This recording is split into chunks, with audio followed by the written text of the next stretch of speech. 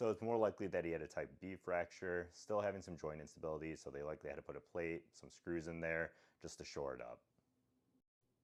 This is an example of a type A fracture underneath that syndesmosis line. Here's an example of a type B fracture. You can kind of see how there's a little bit of instability being shown there.